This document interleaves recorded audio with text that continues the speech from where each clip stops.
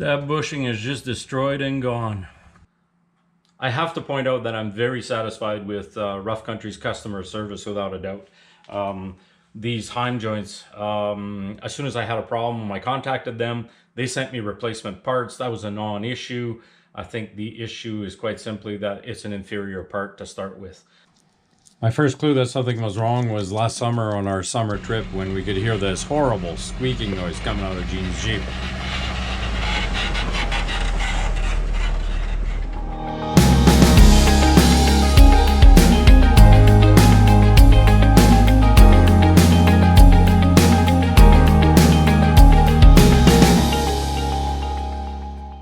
First of all, let me say that I knew what I was buying when I bought a Rough Country kit. More on the inexpensive side, and of course, you pay for what you get. But I fully expected the Rough Country bushings to be at least as good as stock. And well, on my TJ, those stock bushings have been there for over 20 years and they're doing just fine. So I'm very disappointed with these bushings. When we bought this kit for Gene, we had already put one into Dave's Cherokee, and he's very happy with it. First thing I noticed about the Heim joints is that they had the updated bushing, which is supposed to be better than the previous version. In my experience, I'm not finding that. Dave's bushing allow the grease to go between the steel ball and the bushing for lubrication. These, they have a problem with these. So I've already replaced these about a year ago, maybe a little bit more. And on my last inspection, I noticed that the bushing is absolutely destroyed. And while I let that go a little bit longer than I should have, and took a while, of course, in this new world that we have of supply chain issues, took me quite a while to get these bushings, and time is always an issue, so I'm finally getting around to fixing this. It's high time I get this done.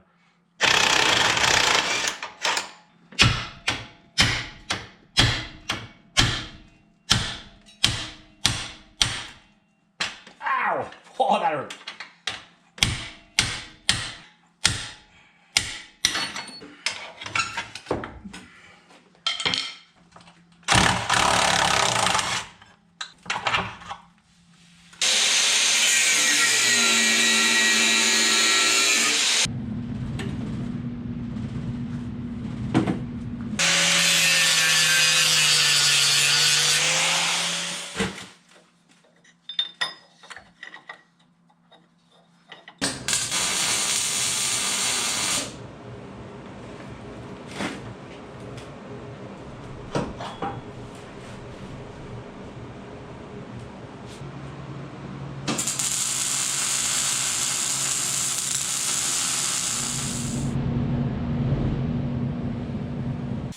Quick cleanup after welding to make sure that bushing goes in properly.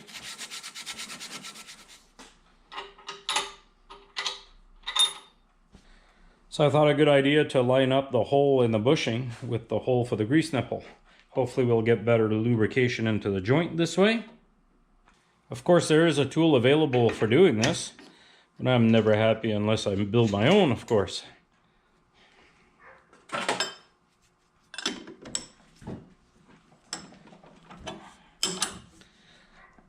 So compress the bushing just enough for the snap ring to go in.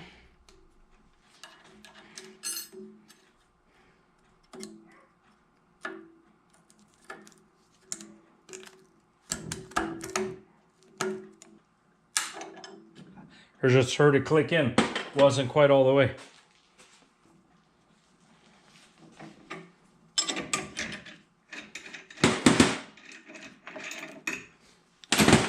There you go, one rebuilt joint.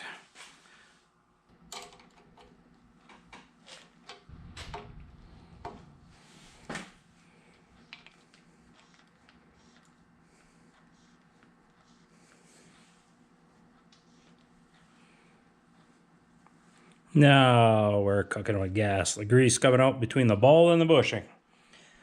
I wish the old one would have done that. The Heim ends were pretty easy to replace. I just got some Johnny joints screwed right in. It's a little bit hard to find a match. The dimensions are pretty close, but on one of the joints I had to actually grind off, I think it was 100 thousandths of an inch to make them fit. Not a big deal, a little bit of work with a grinder, and they just screw in, screw out, too easy. The bushing end, on the other hand, well, that's a different deal. They really quite surprised by the poor quality of these bushings. I don't even know where the other half of it is. It's completely gone. These are the 2 bushings out of the 2 that I've replaced. I'm sure they're rebuildable, but obviously it's not worth it. Low quality component. So I've just replaced them with some Johnny joints as well. But unfortunately, it means cutting the old ones off and welding new ones in.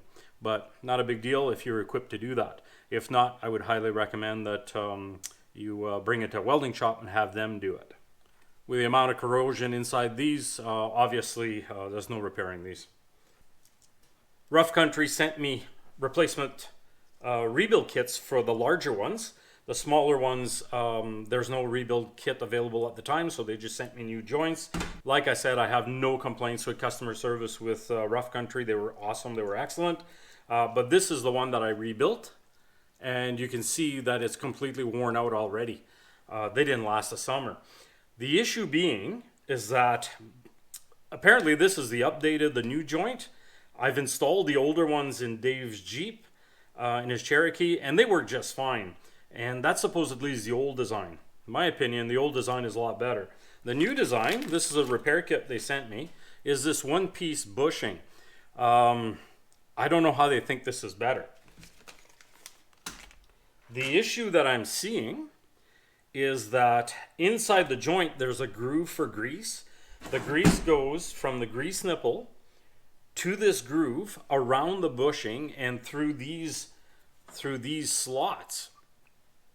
The grease doesn't get there. The grease instead circles around the bushing and comes out the sides without ever greasing the ball.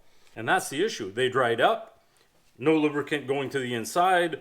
It can't last that way. And as well, I don't know if you can see this, there's a groove where the bushing, so the new bushing is smooth, but from road forces going up and down the road, it actually pounded out into the groove inside the end itself. So the bushing material actually filled the groove, and now there's really no way for the grease to get through. So by design, this just doesn't work.